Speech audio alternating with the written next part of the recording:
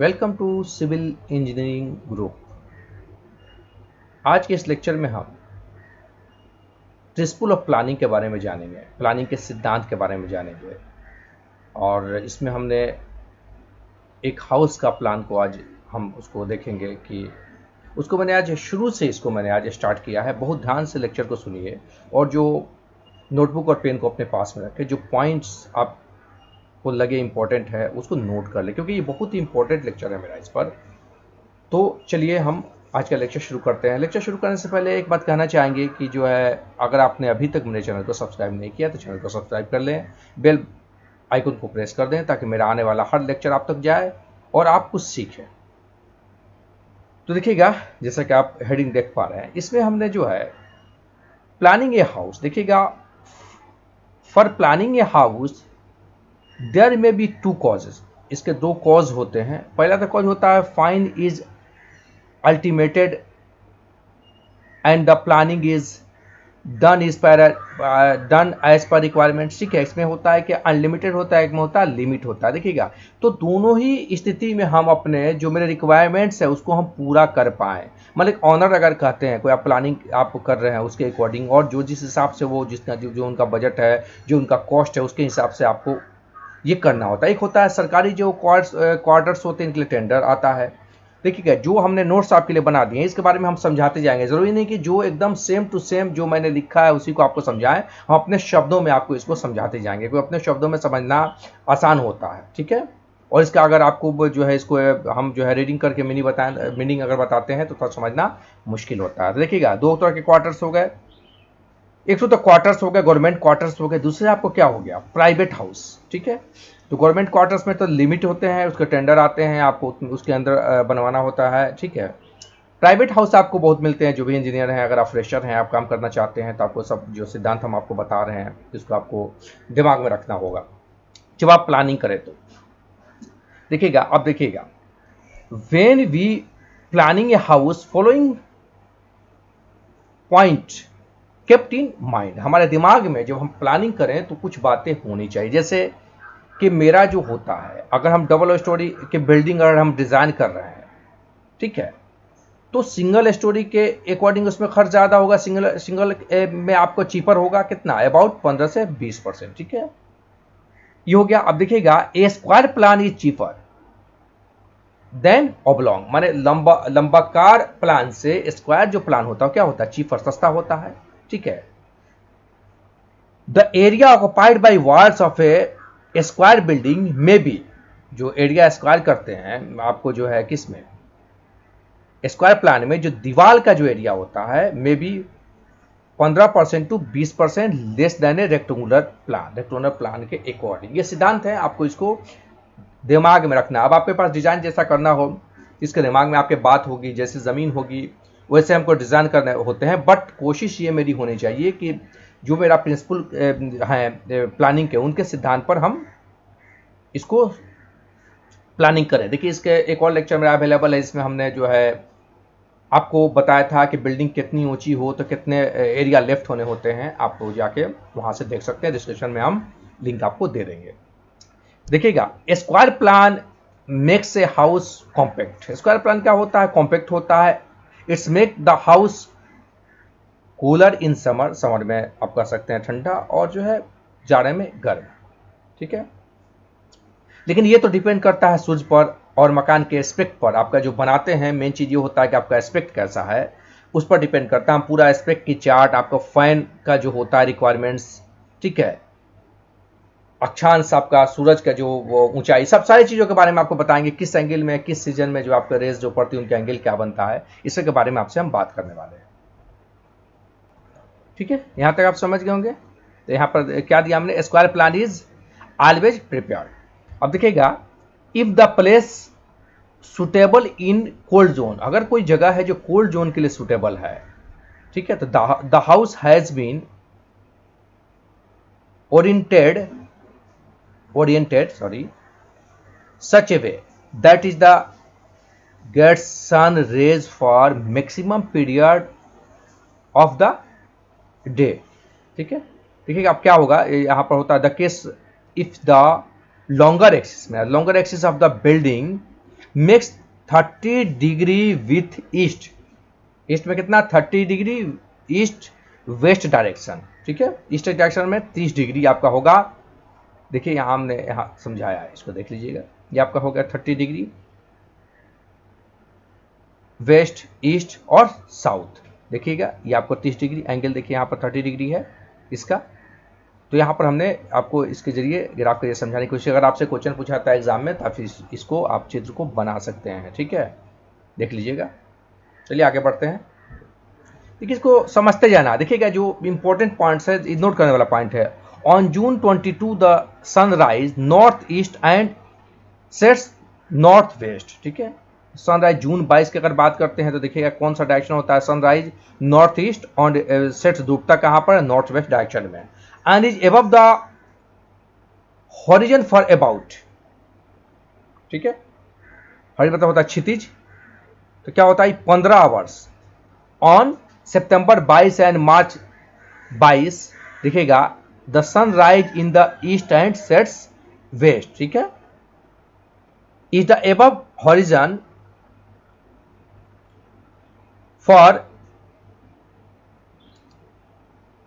आपको जो है 12 घंटे। देखिए यहाँ 15 घंटे और यहाँ कितना है, ये 12 घंटे, ठीक है। इसी तरह देखिएगा अब जो है, देखिएगा आपको मैंने क्लियर कर दिया है। तो जो है आपको अगर बात करते हैं इसको आपको जो है देखिएगा, देखिए दिसंबर में क्या होता है, देखिएगा but December 22 it's rise south east and sets में डूबता है west and is the above horizon only for about 9 hours. देखिए दिसंबर में क्या 9 घंटा ही आपका है, ठीक है। तो the sun altitude of the sun is summer noon in is much higher than noon as shown, ठीक है। अल्टीट्यूड ऊंचाई होती है, हाइट को बोलते हैं, ठीक है। तो आप समझ गए होंगे। हम धीरे इसलिए पढ़ रहे हैं, रीडिंग आपको धीरे इसलिए दे रहे हैं कि आप इसको समझ पाइए। अब बहुत फास्ट अब नहीं पढ़ रहे हैं, ऐसा नहीं आप सोचिए कि जो है बहुत धीरे धीरे हम जो है वो पढ़ रहे हैं, ऐसी बात नहीं है। जानबूझ के हम पढ़ रहे हैं कि आप इसको समझ पाइए। देखिए यहाँ से आप देख लीजिए, यहाँ से आप देख सकते हैं, ठीक है। देखिएगा यहाँ पर आपका जो है स्प्रिंग मार्च 22 हो गया, ठीक है, और फॉल हो गया सितंबर 22, फिर समर हो गया जून 22। देखिएगा यहाँ पर पोलर्स हो गए, देखिएगा ध्रुवीकरण हुआ है यहाँ, और जो है लेटीट्यूड एंगल, अक्षांश की जो एंगल है, और नून में दोपहर का देखिएगा यहाँ पर हमने इसको किया है। इसके जरिए आपको समझाने की यहाँ कोशिश की है, ठीक है। तो आगे बढ़ते हैं।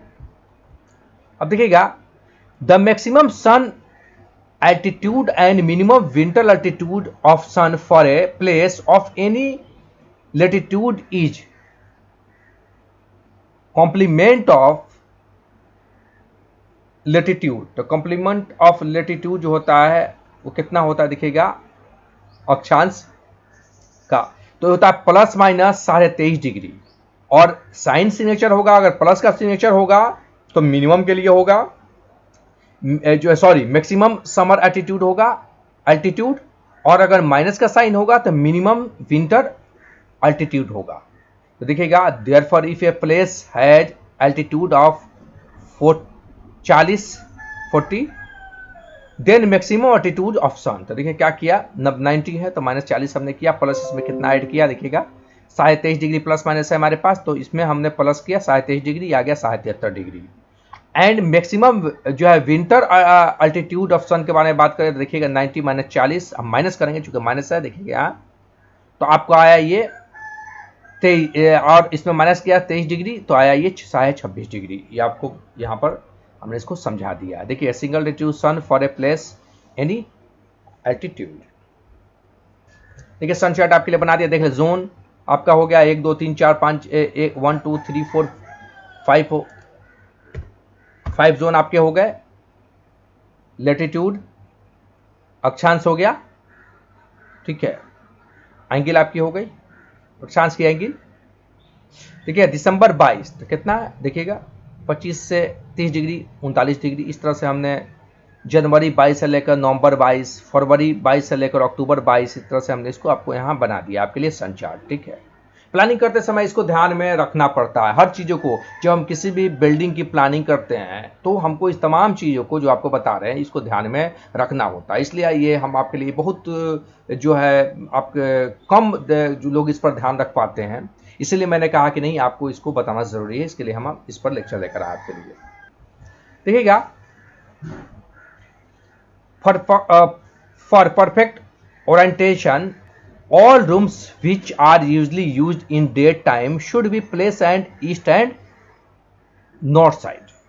ठीक है, मतलब कि जो है परफेक्ट कंडीशन का शुड बी प्लेस आपको देखिए यूजली यूज्ड इन डे, जो दिन में ज़्यादा रूम को हम यूज़ करते हैं। ठीक है, अब देखिएगा बिल्डिंग बिकम्स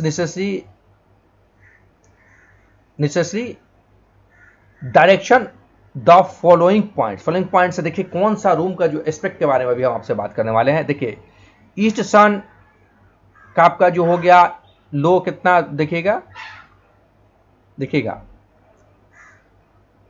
वाइड ओवरहैंग, तो अर्ली सन जो आपका होगा इज गुड, सुबह के लिए तो गुड होता है, बट लेटर में आपको ये प्रॉब्लम, बाद में इसको क्या कंट्रोल करता है, छज्जा या आपको प्रोजेक्शन जो बाहर निकालते हैं। देखिए द मॉर्निंग के लिए जो मॉर्निंग है उसको भी आपको हम समझाने वाले हैं कि आपके जो छज्जा या प्रोजेक्शन है उस पर किस तरह की कितनी एंगल पर जो है सूर्य का प्रकाश जो है इंटर करता है, किस सीजन में कहाँ पर, ये बताएं। देखिए छज्जा का जो मेन पॉइंट है वो छज्जा हम देते ही इसीलिए हैं, इसका मेन पर्पस यही होता है, प्रोजेक्शन हो या मेरा कोई छज्जा होगा, अगर हम छज्जा नहीं दे बाहर कुछ निकाल देते हैं छत को या फिर को, तो देखिएगा तो बाद में सुबह में तो हमको दिक्कत नहीं, बाद में इसकी है। देखिएगा तो देखिए as per Indian climate is always better to orient the building facing east. ठीक है, समझ गए क्या, फेस किधर होना चाहिए, ईस्ट में। ठीक है, when sun expose is short but intense, since the sun is low in the sky medium side, there may be planted front of the building which will shade walls and windows। ठीक है, बाद में तो ये walls और window के साया में हो जाता है। देखिएगा यहाँ पर तो देखिएगा north west and north east sun exposes in short and cool, तो आपको एक यहाँ पर बात निकल के आई कि नॉर्थ वेस्ट हो या नॉर्थ ईस्ट हो। ठीक है, नॉर्थर्न ईस्ट हो या जो है आपको नॉर्थर्न वेस्ट हो, ये आपको क्या होते हैं, ये आपको होते हैं expose in short and cool, ये क्या होते हैं, कूल होते हैं। और साउथर्न वेस्ट हो या साउथर्न ईस्ट हो या वेस्ट हो is the constant and intense. देखिएगा तो फिर क्या होगा, तेज होगा, तीव्र होगा, इंटेंस, तेज। ठीक है, तो इसी के इस सब चीज़ों को जो आपको बता रहे हैं, इसको आप जो है इतनी तो इंग्लिश आप समझ ही पाते होंगे, इसलिए कि जहाँ जहाँ ज़रूरत हो हम समझा रहे हैं, तो आपको इतना तो ध्यान में रखना ही चाहिए जो आपको बता रहे हैं कौन सा डायरेक्शन। देखिएगा जून में देख लीजिएगा ये एंगल बना के 53 डिग्री आपको मई 22 एंड सितंबर, ठीक है 22, ये आपको अप्रोक्स देखिएगा 53 डिग्री आपका हुआ। ठीक है, उसी तरह अगर दिसंबर 22 से 25 रे अलाउड टू गोइंग साइड, देखिएगा ये कितना 25 डिग्री आपका है, ये आपका विंडो है। ठीक है, ये आपका सनसेट है, प्रोजेक्शन है। ठीक है, तो देखिएगा अब आपको जो है उसी तरह जून, तो आपको जून 22 76 डिग्री आपका है नून रे एट अराउंड, तो आपका ये 76 डिग्री है, ये पोजीशन आपकी है। तो आपको इसी हिसाब से आपको इसको डिजाइन करना होता है। चलिए वेंटिलेशन को जान लेते हैं। वेंटिलेशन दो तरह के होते हैं, एक होते हैं नेचुरल वेंटिलेशन, एक होता है आर्टिफिशियल वेंटिलेशन। देखिएगा इसका फॉर्मूला भी है the rate of air change in given by the relation, तो होता है Q बराबर होता है 640 into C into A H dot small t root over, where Q बराबर होता है the rate of air flow in metre cube per hour. ठीक है, C का मतलब होता है effecting dressing from 0.65 to 0.50 for the favourable condition, value of 0.65 is taken हम लोग लेते हैं इसकी वैल्यू को। A free area of inlet opening in metre square, A का मतलब होता है H बराबर होता है vertical distance between inlet and outlets in metre. ठीक है, टी बराबर होता है temperature difference between inside and outside air in centigrade. तो इसके अकॉर्डिंग आप इस फॉर्मूला से इसको निकाल लेंगे, ठीक है। Designed wind speed for comfort effective temperature 24 degree centigrade.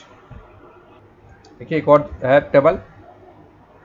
Temperature dry bulb आपका होगा सेंटीग्रेड में 27 डिग्री 30 डिग्री में, और आपका design wind speed for comfort effective temperature 24 degree, जिसको मैंने अभी आपको बताया था। देखिए वहाँ है रिलेटिव ह्यूमिडिटी आपको होगा डिजायर्ड वाइंड स्पीड मीटर पर सेकेंड, इसका मैंने बनाया 27 डिग्री में आपको हो गया 60 65 70 75 80 85 90 तक ही आपका है, और 30 डिग्री में और 30 40 50 60, और आपका जो हो गया ह्यूमिडिटी कितना 0.25 0.45, ये हमने आपके लिए ये बना दिया। इसको याद रखिएगा, ये एग्जाम में ये पूछा जाता है तो आपको इसको फिर बताना होता है। अब देखिए सीलिंग फैन का थोड़ा सामने यहाँ पर ceiling fan and year follow pattern जो होते हैं उसके बारे में आपको देखिएगा। Almost every hours contains electric fans is necessary. देखिएगा हमने यहाँ आपको ग्राफ 10 है 20 है 30 है 40 है, अब हो गया 10 है 20 है और 30 है। देखिएगा देख सकते हैं आप 30 यहाँ, तो ये आपको बना दिया relation between room size and fans. अब दिखा देते हैं फैन की साइज भी आपको बताने वाले हैं, कितना रूम के लिए कितना रिक्वायर्ड फैंस का आप जो उसकी देखिएगा यहाँ पर आपको मैंने दिखा यहाँ समझाया है। देखिएगा through a 30 centimetre 10 a plan width capacity of 55 D, ठीक है, cubic metre minute the table below given the size.